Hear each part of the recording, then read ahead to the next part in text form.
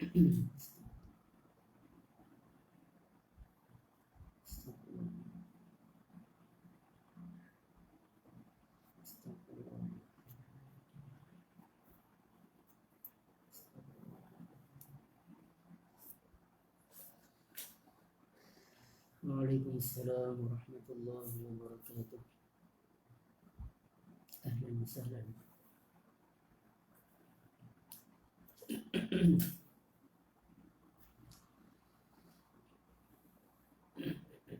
Astagfirullahaladzim. La haula wa la quwwata illa billah.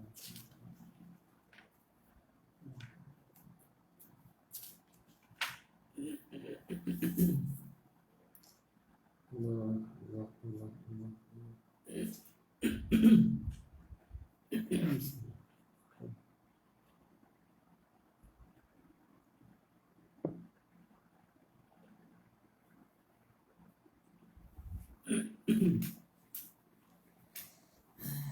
Waalaikumsalam warahmatullahi wabarakatuh. Baik. Ila hadratin Nabi Mustafa Rasulullah sallallahu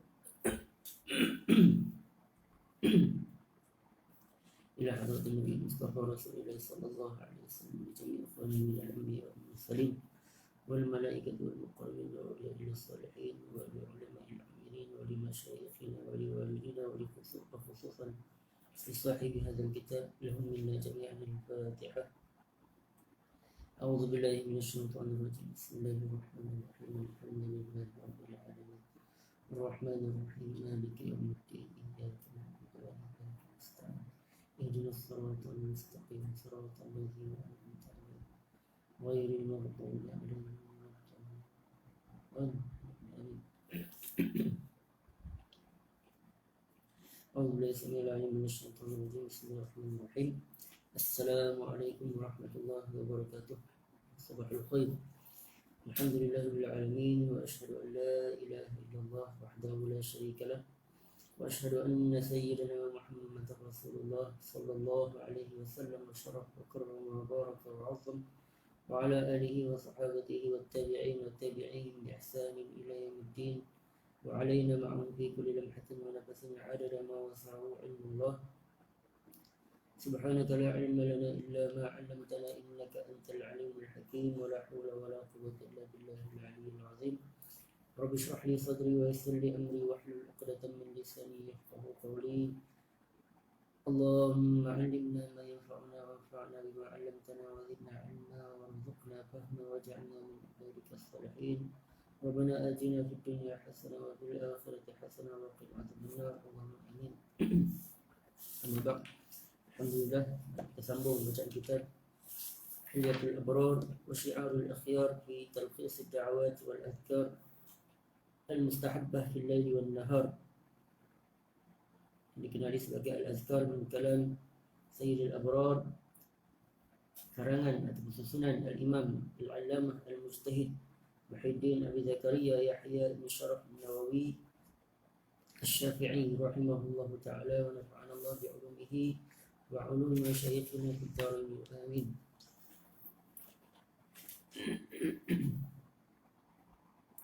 Kita berada di pada bab yang ke-6, yaitu babu kaifiyati libasi saub wan na'li wa khal'ihima. Pada bab berkenaan dengan cara-cara memakai pakaian, pakai slipper, kasut, dan bagaimana cara menanggalkannya. Ini ada memakai baju dan kasut atau slipper atau sepatu. Qala al-Imam An-Nawawi rahimahullah ta'ala yustahabbu an yabtari'a fi lubsi as-sawb wan-na'li was-sarawil wa shibhiha bil yamin min kummayhi wa rijlayhi السراويل ويخلع الأيسر ثم الأيمن وكذلك الاكتحال والسواك وتقليم الأظفار وقص الشارب ونتف الإبط وحلق الرأس والسلام من الصلاة ودخول المسجد والخروج من الخلاء والوضوء والغسل والأكل والشرب والمصافحة واستلام الحجر الأسود وأخذ الحاجة من إنسان ودفعها إليه وما أشبه هذا فكله يفعله باليمين وضده باليسار. Imam Nawawi disunatkan untuk memulakan ketika mana kita nak pakai baju, pakaian, apa-apa juga pakaian, wan na'li, dan memakai slipper, sepatu, kasut, wassarawil, dan seluar, wasyibhiha, dan apa-apa jenis pakaian, nak pakai serban, nak pakai apa-apalah, bil yamin, dimulakan dari bahagian sebelah kanan. Kalau kita pakai baju, dia kata min kummaihi, iaitu kita pakai melalui, kita masukkan tangan kanan dari bahagian, kita masuk dengan tangan kanan dulu. Warijlai as-sarawil, dan kalau pakai seluar, bahagian kanan dulu. Wa yakhla'ul aysar, dan apabila kita nak tanggalkan, kita tanggal dari bahagian kiri. Buka baju, keluarkan tangan kiri dulu. Nak tanggalkan seluar, tanggalkan kaki kiri dulu. Wa kadzalika al-iktihal, begitu juga ketika mana nak bercelak, nak pakai celak. Bagi pakai sebelah kanan dulu sebanyak 3 kali dan sebelah kiri sebanyak 3 kali. Ya, celak.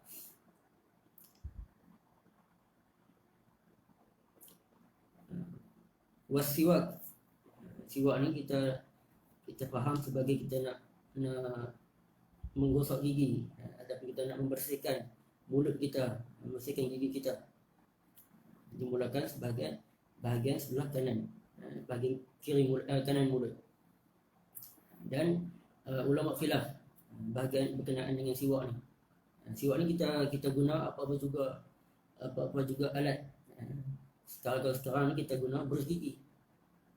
Nak guna juga kayu arak, kayu sugi itu boleh, tak ada masalah, sunat. Apa-apa jugalah dengan cara kita nak bersihkan gigi, kita mulakan bahagian kanan. Cuma ulama khilaf, kita nak pegang alat tersebut dengan tangan kanan ataupun tangan kiri. Sebab dia adalah menghilangkan kotoran. Menghilangkan kotoran ni dengan tangan kiri, itu adat atau sunat baginda Nabi SAW. Kita nak buang kotoran dengan tangan kiri. Apa khilafnya?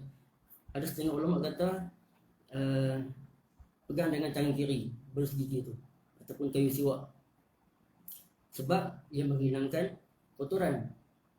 Sebagai ulama lagi kata tak ada masalah pegang dengan tangan kanan, sebab dia tak, tangan kita ni tak bersentuhan langsung dengan kotoran yang berada di dalam mulut kita. Yang bersentuhan dengan tangan saja, yang kita guna tangan kiri untuk menghilangkan kotoran. Jelas? Kalau kita nak buang, kalau tak ada apa-apa alatan, kita nak guna jari kita, nak bersihkan gigi, nak bersihkan mulut, maka kita guna tangan kiri, sebab dia bersentuhan langsung dengan kotoran yang berada di dalam mulut. Kemudian wa taqlimul asfar, memotong kuku. Memotong kuku dengan tangan kanan dulu, kemudian diakhiri dengan tangan kiri. Begitu juga kaki kanan dan juga tangan kiri. Dan cara nak potong kuku ni ada banyak kaedah. Antaranya yang disebut oleh Imam Al-Ghazali, iaitu dimulakan dengan jari telunjuk dulu bahagian kanan, kemudian seterusnya jari hantu, kemudian jari manis, kemudian jari kelingking, dan diakhiri dengan ibu jari. Kemudian bahagian tangan kiri dimulakan dengan jari kelingking dan seterusnya sehinggalah ke ibu jari. Adapun bahagian kaki, kuku kaki ni dimulakan pada jari telunjuk kaki, kemudian keterusan, kemudian diakhiri dengan silap dimulakan di jari kelingking bahagian kanan dan seterusnya sehinggalah ke jari kelingking kaki kiri berterusan, sambung kaki kiri, jari kelingking kaki kanan, kemudian jari manis, kemudian jari tengah, jari telunjuk dan ibu jari kaki kanan, dan berterusanlah disambung dengan ibu jari kaki kiri sehinggalah jari kelingking. Begitulah keadaan yang digunakan oleh pendapat Imam Al-Ghazali rahimahullah. Kemudian waqassu syarib, memotong misai, menggunting misai itu dimulakan bahagian kanan dulu, kemudian bahagian kiri. Wa natful ibti, mencabut bulu ketiak. Dan digunakan istilah natfu ni mencabut bulu ketiak. Kalau tak mampu, kalau tak tahan disebabkan sakit, maka dibenarkan untuk mencukur atau mengguntingkannya.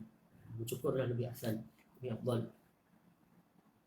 Kalau tak silap kata Imam apa dia kata, aku tahu kata mencabut bulu ketiak ni afdalnya dengan mencabut, tapi aku tak mampu maka aku mencukurkannya. Jadi tidak masalah kita nak cabut ataupun nak mencukur bulu ketiak. Itu dimulakan bahagian tangan kanan dulu, ketiak kiri, kemudian ketiak kiri. Wa halqur ra'si, iaitu menggunting ataupun mencukur kepala, gunting rambut lah. Cuma sini masalah, sama ada kita nak dimulakan dengan kepala orang yang digunting tu ataupun tukang gunting, bahagian mana. Kalau tukang gunting itu berada di belakang orang yang digunting tu, itu tidak ada masalah, maka dia boleh mula dengan sebelah kanan dia dan kanan kita. Kalau dia berada di hadapan kita, dia nak mula bahagian mana dulu? Itu pendapat ulama, kata dimulakan bahagian orang yang dicukur tu. Kalau tukang gunting itu berada di hadapan, maka dia gunting dari sebelah kiri dia, itu sebelah kanan kita lah. Itu maksudnya. Itu yang lebih afdal. Kalau tak silap, kisah Imam Abu Hanifah, kalau tak salah saya, beliau pernah mengerjakan umrah, kemudian ataupun haji, kemudian dia nak cukur. Setelah mana selesai urusan, Imam Abu Hanifah nak cukur rambut, dia pergi kepada tukang gunting, tukang cukur, kemudian dia serahkan kepala dia sebelah kiri. Kemudian ditegur oleh tukang gunting tersebut, serahkan kepala, bagi kepala kanan kamu dulu, bahagian kanan kamu dulu. Kemudian wassalamu minas salah, itu bagi salam ketika selepas tahiyat, kita bagi kanan dulu. Itu yang wajib, bagi kanan. Yang belah kiri itu sunat. Wa dukhulul masjid, masuk masjid dengan kaki kanan.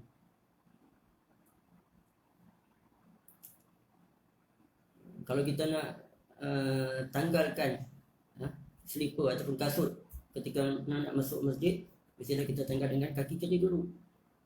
Bagaimana kita kaedah kita nak masuk masjid? Kalau kita tanggalkan kasut ataupun slipper dengan kaki kiri, kata ulama, tak ada masalah. Kita tanggalkan kaki kiri, letak di atas kasut dulu, kemudian baru tanggalkan kaki kanan dan terus masuk ke masjid. Itu berdasarkan kepada bagaimana kita nak mengamalkan, kita nak aplikasikan, kita bergantung pada kreatif kita nak beramalkan sunnah. Wal khuruju minal khala', keluar daripada al-khala'. Al-khala' ni maksudnya satu tempat yang sunyi daripada orang, yang digunakan, diitlakkan untuk tempat qada hajat.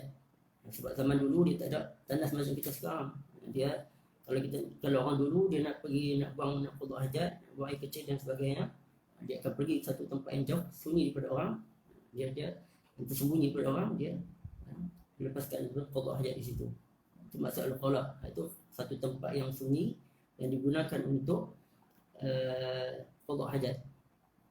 Kalau zaman sekarang kita dah ada tandas. Itu maksudnya kita al-khuruj min al-khala', keluar daripada tandas tu dengan kaki kanan. Wal wudu', itu berwuduk dimulakan dengan anggota kanan dulu, bahagian kanan dulu, tangan kanan, kemudian tangan kiri, kemudian telinga, itulah seterusnya. Adapun kita nak, kalau ada orang yang berwuduk dari sebelah kiri, bahagian kiri, anggota kiri, sah tak wuduk dia? Ijma' kata, para ulama kata, sepakat kata sah. Cuma dia tak dapat pahala afdal, tak mengikut sunnah. Wal ghuslu, mandi bahagian kanan dulu, itu mandi wajib bahagian kanan dulu dan sebagainya. Wal aklu wasyurbu, makan dan minum dengan tangan kanan. Dan ini dikecualikanlah kalau tangan sakit ataupun ada sebagainya yang menghalang daripada kita menggunakan tangan kanan, maka tak ada masalah kita guna tangan kiri. Sebab ada satu hadis ya, bagaimana ada seorang sahabat iaitu Abdullah bin Ja'far, Sayyidina Abdullah bin Ja'far, beliau pernah melihat pada satu hari baginda Nabi SAW makan qissa'. Qissa' ni sejenis buah seperti timun. Dia bukan timun, dia qissa', nama qissa'.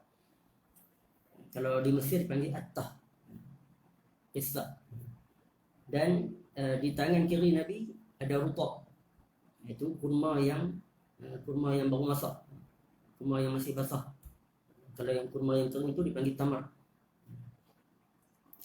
Nabi makan qissa' tu dengan tangan kanan, kemudian Nabi makan rutab dengan tangan kiri, tangan kanan, tangan kiri.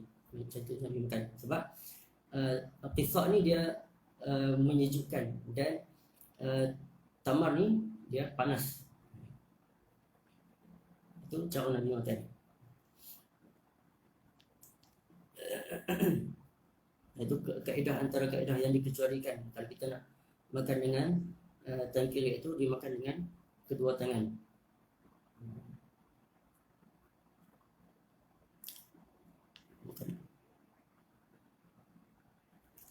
Qissa', qaf, sa, alif, ta. Tabulat qissa'. Kiri tak dapat pahala sunat lah. Tak dapat pahala sunat lah tangan kiri. Ya afdal makan tangan kanan. Kalau sebolehnya tangan kanan lah. Kemudian wal musafahah, iaitu bersalam, berjabat tangan dengan tangan kanan. Wastilamul hajaril aswad, itu mengangkat tangan ketika mana kita melalui Hajarul Aswad. Kalau tak mampu, bagi orang yang jauh tak mampu untuk cium, itu sunat kita mencium Hajarul Aswad. Tapi sebabkan zahmah ataupun orang ramai, maka disunatkan untuk kita mengangkat tangan, itu dengan tangan kanan. Ada tengah ulama kata dengan menunjukkan dengan tangan kanan, cara tunjuk tangan kanan.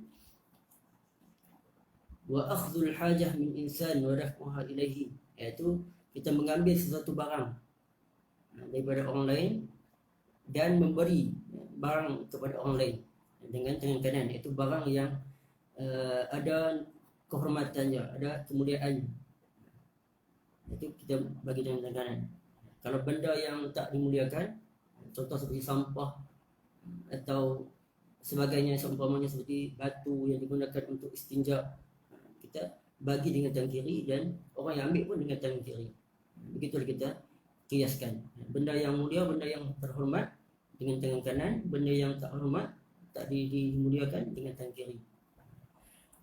Wa ma asbah hadza, dan kita apa yang seumpamanya, macam seperti kita ambil buku, bawa Quran, kitab-kitab agama, termasuk juga kitab-kitab akademik yang lain, kitab-kitab ilmiah yang lain, seperti kitab buku-buku sains, buku Inggeris, bahasa Inggeris, buku matematik dengan tangan kanan, sebab itu adalah ilmu. Tak kira apa-apa juga ilmu dengan tangan kanan, buku-buku dengan tangan kanan. Dan begitulah yang kita kiaskan, benda yang elok, benda yang baik dengan tangan kanan, benda yang tak elok, tak dihormati dengan tangan kiri. Fakulluhu yaf'aluhu bil yamin. Kesemuanya itu dilakukan dengan tangan kanan, bahagian kanan. Wa dhidduhu bil yasar. Dan lawan dia tu dengan tangan kiri. Pokok dan tangan kiri lah. Benda yang tak, benda makruh. Setengah ulama kata makruh, ada setengah ulama kata haram. Tangan kiri lah. Wa dhidduhu bil yasar. Untuk kita kias sendiri. Seperti contoh kita nak masuk tandas, kita nak masuk pasar. Pasar ni di antara tempat yang Nabi suruh untuk segerakan cepat masuk dan cepat keluar. Itu masuk dengan kaki kiri kalau masuk pasar. Baik. Kita masuk terus kepada hadis. Qala rawaina fi sahihai al-Bukhari wa Abi al-Husain Muslim ibn al-Hajjaj ibn Muslim al-Qushayri an-Naisaburi an Aisyah radhiyallahu anha qalat kana Rasulullah sallallahu alaihi wasallam yu'jibuhu at-tayammun fi sya'nihi kullihi fi tuhurihi wa tarajjulihi wa tana'ulihi. Imam Nawawi meriwayatkan daripada Sahih al-Bukhari dan juga daripada hadis Sahih Muslim daripada Sayyidatina Aisyah radhiyallahu taala anha qalat kana Rasulullah sallallahu alaihi wa alihi wasallam yu'jibuhu at-tayammun fi sya'nihi kullihi, bahwa sesungguhnya Rasulullah sallallahu alaihi wasallam yu'jibuhu at-tayammun. Di dalam riwayat yang Sahih Muslim yuhibbu at-tayammun ganti kepada yu'jibuhu at-tayammun. Sama maksud dia, iaitu Nabi SAW amat gemar sekali untuk at-tayammun, memulakan dengan apa-apa juga urusan. Urusan di sini maksud urusan yang mulia dengan bahagian kanan. Yuhibbu at-tayammun di dalam Sahih Muslim. Sebab Nabi SAW ni seorang yang Yahib al-Fa'lul Hasan, iaitu Nabi suka kepada optimis, iaitu menaruh harapan yang baik terhadap sesuatu perkara. Sebab al-yamin ni sebelah kanan ni antara ahlul yamin ni adalah ahli syurga. Sebab nanti di hari akhirat nanti orang yang didatangkan kitab amalannya di sebelah kanan adalah antara ahli syurga, dan begitu sebaliknya di sebelah kiri itu ahli neraka. Itu Nabi seorang yang optimis, sentiasa menaruh memberi harapan yang baik terhadap suatu perkara. Jadi Nabi SAW yu'jibu at-tayammun, yuhibbu at-tayammun, sangat gemar sekali dengan untuk memulakan dengan bahagian kanan dulu pada setiap urusan, setiap perkaranya. Fi tuhurihi, iaitu pada ketika mana Nabi nak bersuci. Wa tarajjulihi, bersuci ini dari berwudu, mandi dan sebagainya, sebelah kanan. Wa tarajjulihi, ketika mana Nabi nak menyisir rambut, menyikat rambut, nak meminyakkan rambut, mulakan sebelah kanan dulu, kemudian barulah sebelah kiri. Wa tana'ulihi, dan nak pakai slipper, pakai sepatu, masuk kaki kanan dulu. Itu sunnah Nabi SAW. Kemudian hadis yang seterusnya, qala wa rawayna fi sunan Abi Dawud wa ghairihi bil isnad sahih an Aisyah radhiyallahu anha qalat كانت يد رسول الله صلى الله عليه وآله وسلم اليمنى لطهوره وطعامه وكانت اليسرى لخلائه وما كان من أذى. Dan riwayat daripada Sunan Abi Dawud dan sebagainya dengan sanad yang sahih daripada Sayyidatina Aisyah radhiyallahu anha, isteri Nabi sallallahu alaihi wasallam, iaitu anak kepada Sayyidina Abu Bakar Siddiq radhiyallahu anhu. Beliau berkata, Kanat yadu Rasulullah sallallahu alaihi wasallam al-yumna li tuhurihi wa ta'amihi. Adapun tangan kanan baginda Nabi sallallahu alaihi wasallam ni digunakan untuk tuhurihi, untuk bersuci, wa ta'amihi, dan makan, dan begitulah apa-apa juga urusan beliau, urusan baginda yang lain, itu dengan bahagian kanan. Wa kanat al-yusra li khala'ihi wa ma kana min adhan, dan sebelah kiri digunakan untuk masuk khala'. Khala' tu yang saya dah terangkan tadi, iaitu tempat yang sunyi, yang jauh daripada orang, yang terlindung daripada orang, untuk digunakan untuk qada hajat.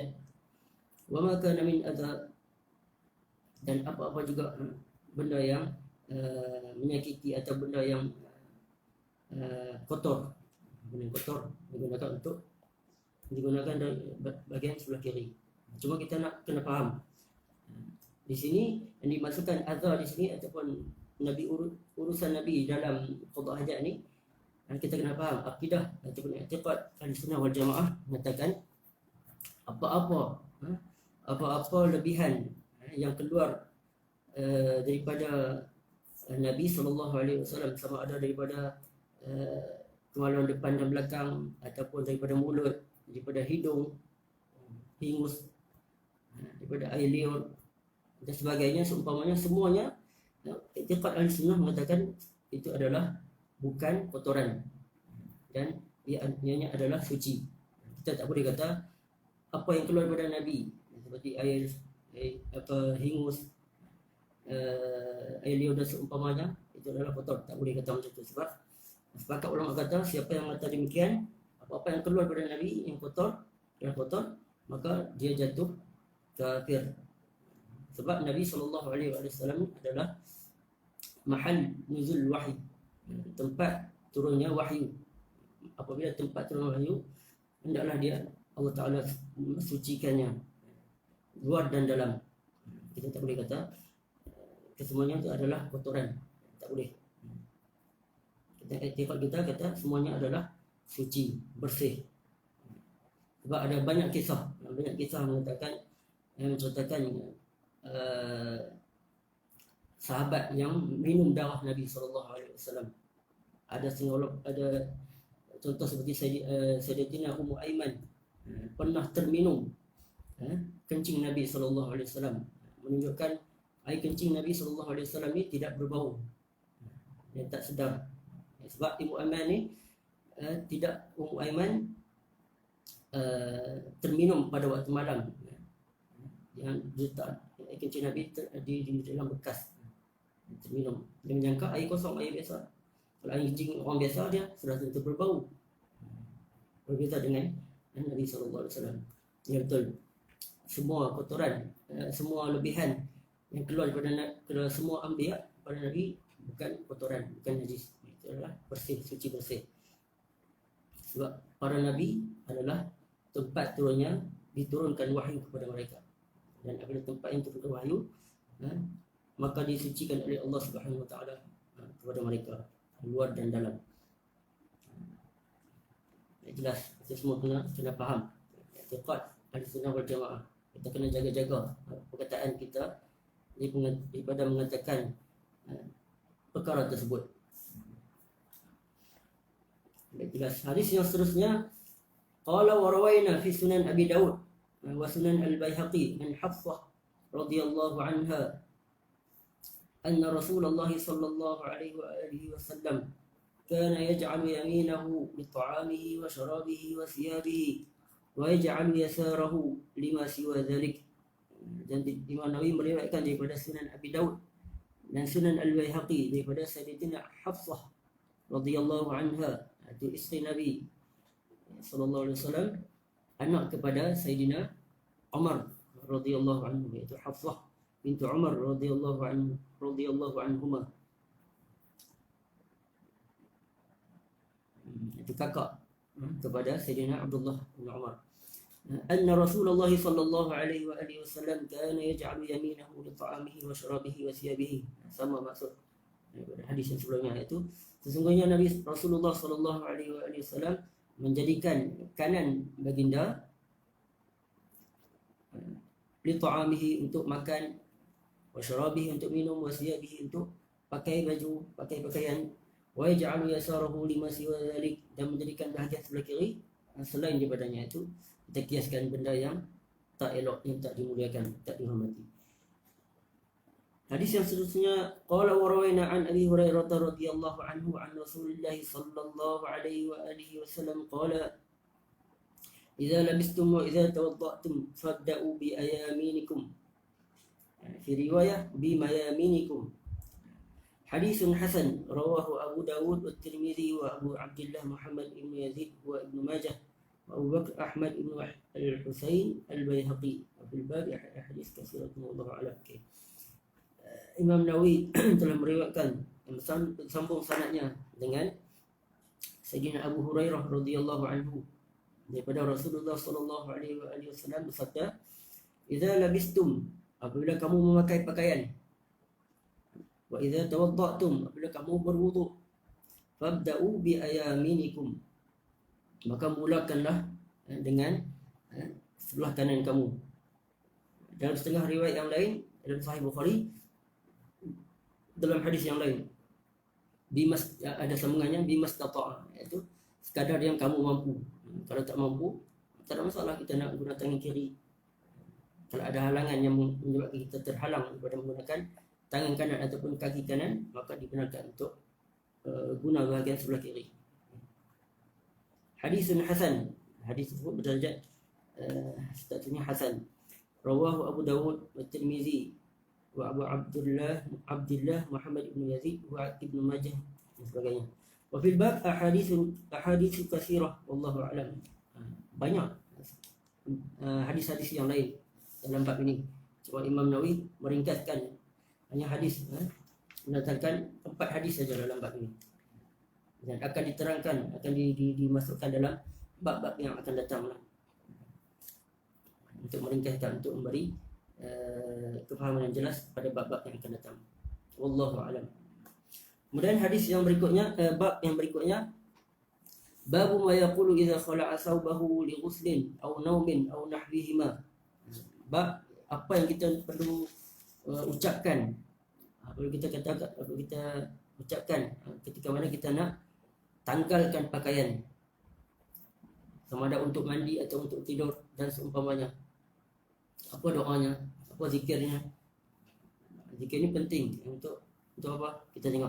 Qala rawaina fi kitab Ibn Sunni an Anas radhiyallahu anhu qala Rasulullah sallallahu alaihi wa alihi wasallam satru ma baina a'yunil jinni wa 'aurat bani Adam an yaqula ar-rajulu al-muslim idza arada yatrahu thiyabahu bismillahilladzi la ilaha illahu.